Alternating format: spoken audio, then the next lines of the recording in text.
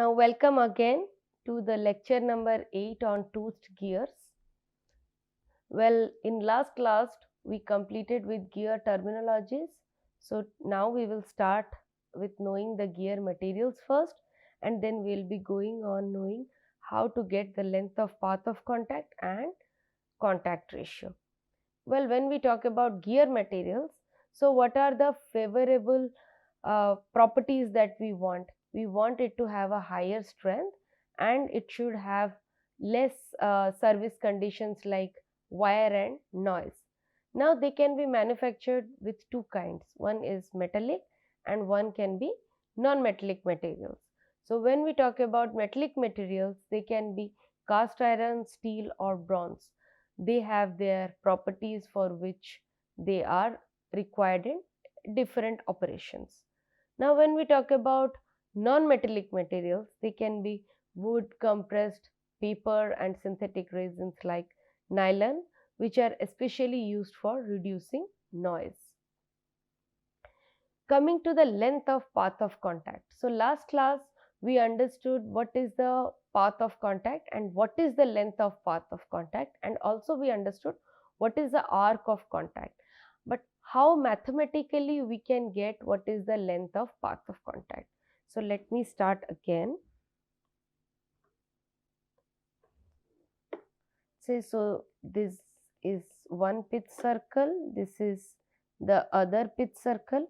Let's say this is the pinion and this is the wheel. Well, we have the center of, so they are meeting at one point.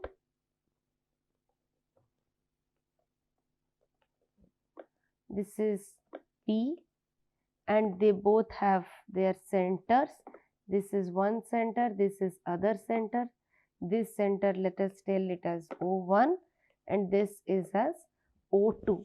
So when we match these two centers, they passes through this pitch point. Now this is one base circle. This is the other base circle of the wheel.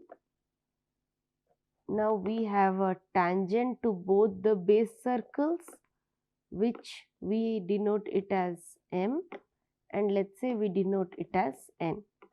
Now when we join these two lines, so they are the radius of the base circle, and since this point M is tangent to the base circle, so here they are 90 degree.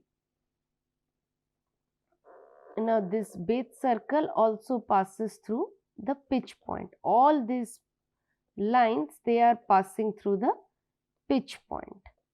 Okay.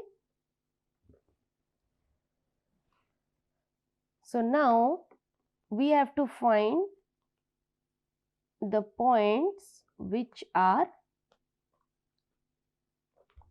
so this is one addendum circle,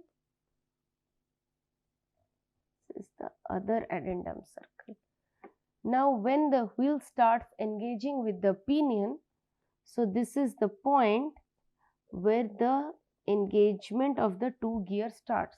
So let us denote it as K, and this is the point where the two gears gets disengaged. Let us denote this point L. So our length of path of contact is what? It is K P plus PL, which is KL. So our KL is the length of path of contact. Here what is our KP? Our KP is our path of approach and PL is our path of recess. Pitch point is P. Now if we draw a tangent to both of this pitch circle, we get the pressure angle, that is phi. Now here if we see this angle and this angle, they are opposite to each other. So this angle is also phi, so which we call it as phi. So this angle becomes now 90 degree minus phi. So since this line and this line, they are perpendicular to each other, so this is 90 degree minus phi. So we get this angle as phi. And now here O1M and O2N, they are parallel to each other, and O1, O2 is crossing this two lines, parallel lines. So this angle now becomes also phi. So now coming to the derivation. So here what do we understand? O1P is the radius of the pith circle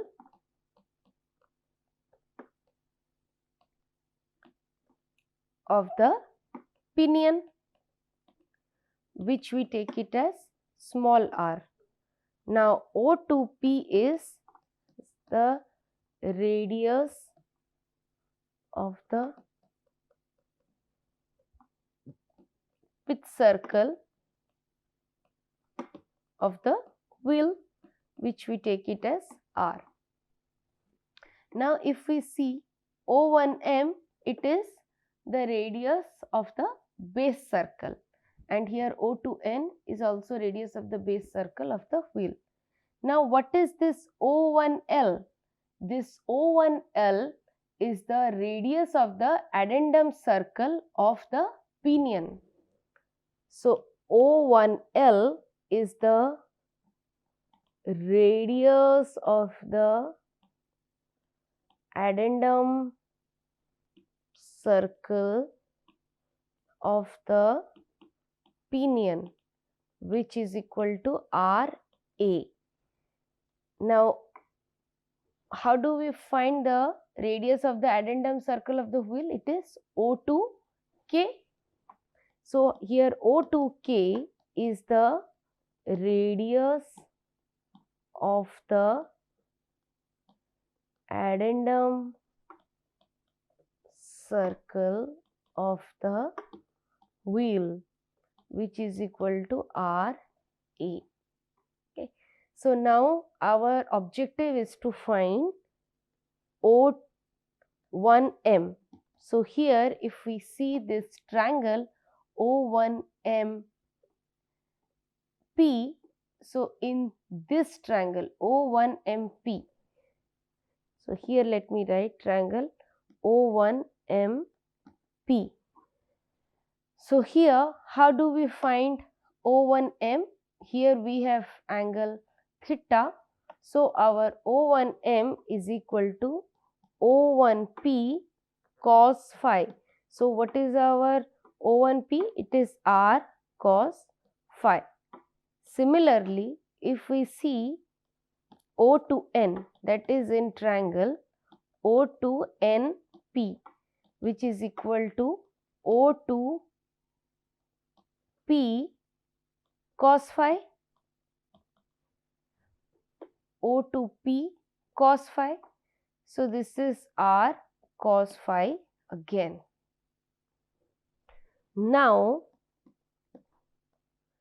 in triangle O1ML, so what do we see? We first find ML. What is ML? Your ML, since this is a right angle triangle and we have to find ML, it is O1L square minus O1M square under root. So what is our O1L? It is RA square minus what is O1M? It is R square cos phi under root. So we have found ML. So what is our objective? Our objective here is to find PL. So how do we find PL? So how do we find PL. So here first we find our PL is equal to ML minus MP. So what is MP here? Now MP, let us see MP here. Let me write here. MP is equal to, in this triangle O1MP, we have found O1M. We can also find MP, which is O1P sin phi, which is equal to R sin phi. In this triangle O2N, we have found O2N, and now we can find Pn also here. So Pn is equal to O2P sin phi, which is equal to R sin phi. So here PL is equal to ML, that is under root of RA square minus R square cos square phi, minus MP is R sin phi. So similarly, in triangle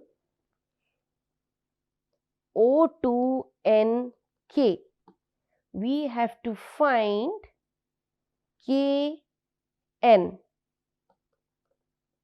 So our Kn is under root of, so here our Kn is under root of O2 square, O2K square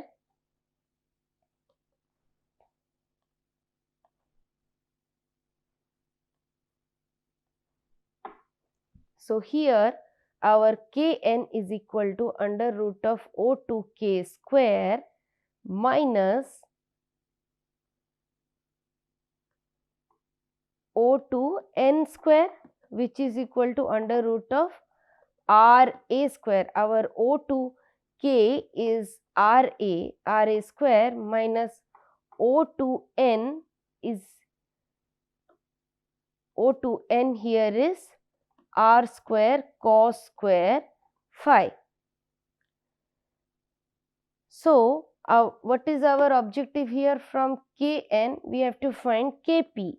So Kp here is Kn minus Pn. Now Kn, we have got this equation of Ra square minus R square cos square phi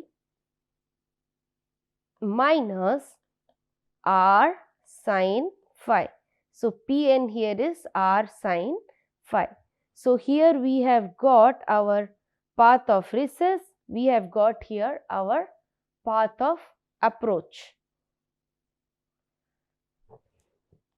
So our length of path of contact is equal to length of path of approach, that is Kp, plus length of path of recess, which is PL, which is equal to, here it is equal to KL. So that gives us under root of Ra square minus R square cos square phi plus under root of Ra square minus R square cos square phi minus of R plus R small r sin phi. So this gives us the length of path of contact.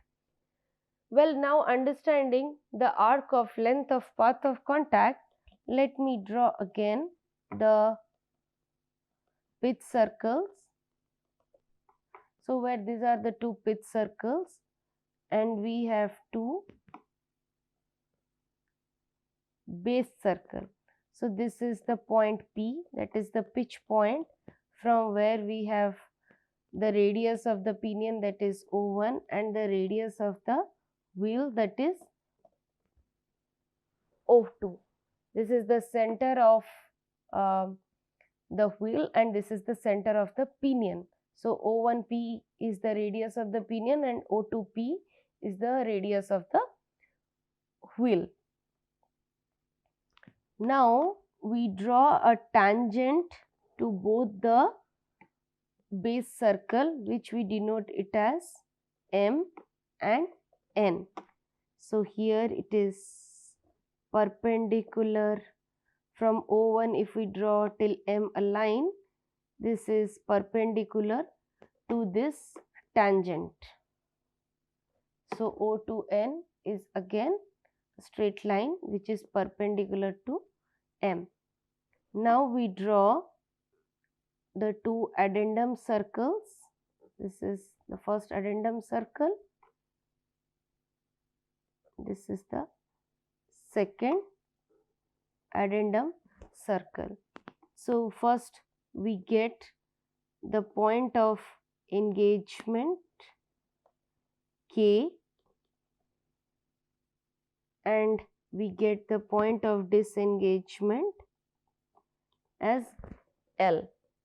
So this is what we have understood. KL is the length of path of contact. Now from K, let us draw perpendicular to the pitch circle. So this is the locus of the path of approach onto the pitch circle. So which we call it as the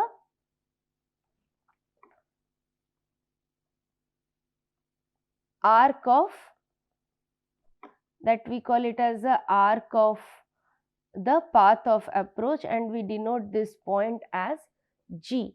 So now if we see, there is another line which is tangent to both the pitch circles and we get an angle here, that is theta. So the same way, if we go from PL and we draw the locus of PL onto the pitch circle, we get this triangle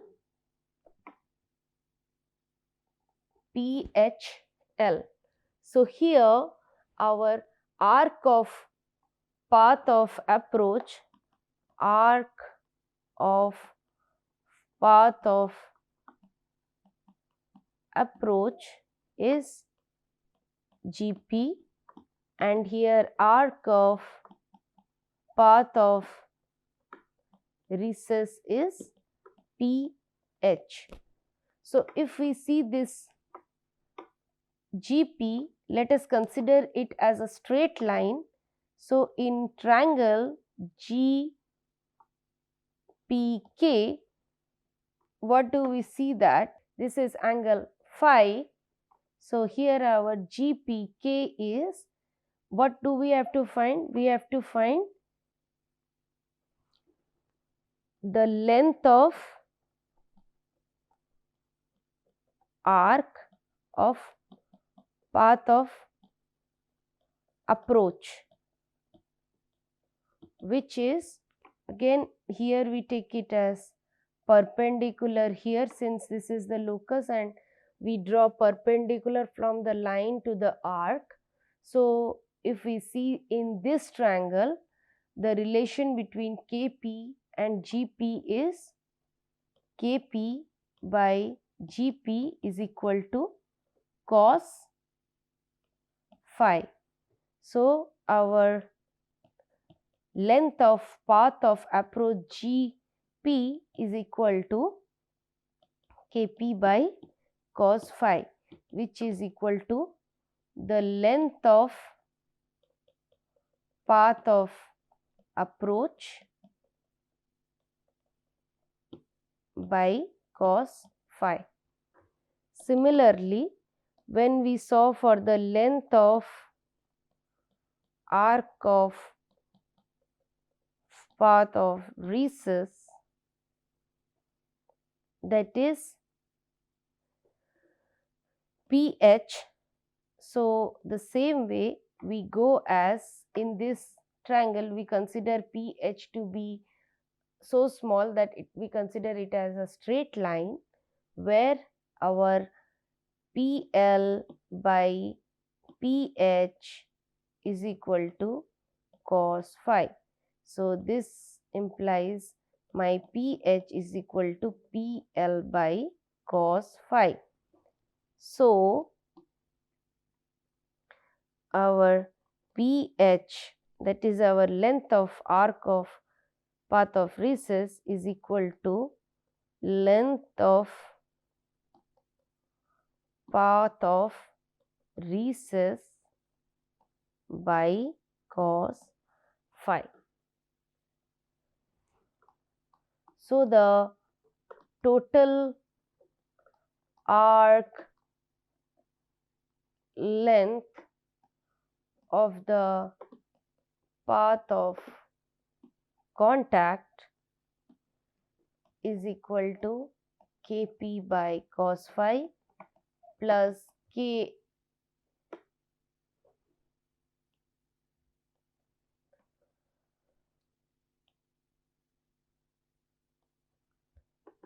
plus PL by cos phi, which is equal to KL by cos phi, which we can write as the total arc length of path of contact is equal to length of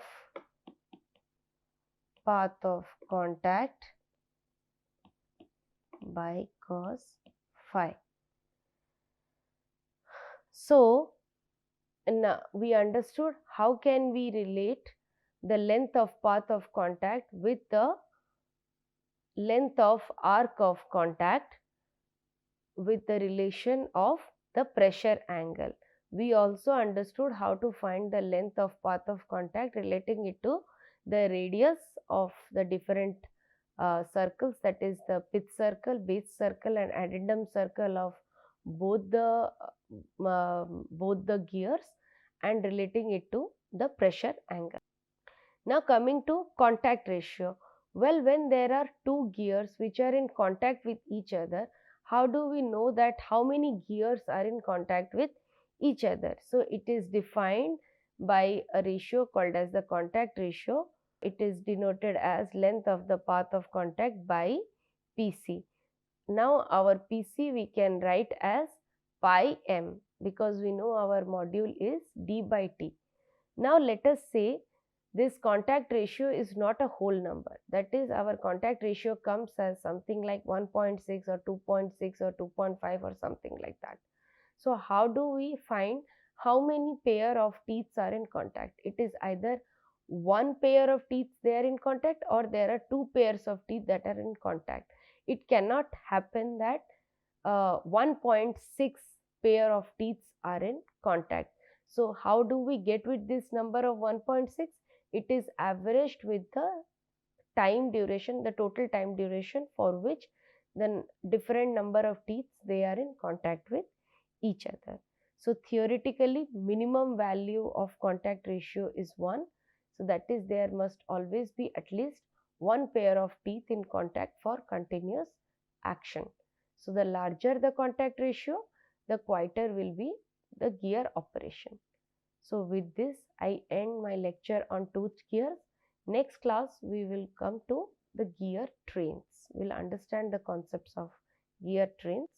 So you can refer this book for this section that has been taught today. Thank you.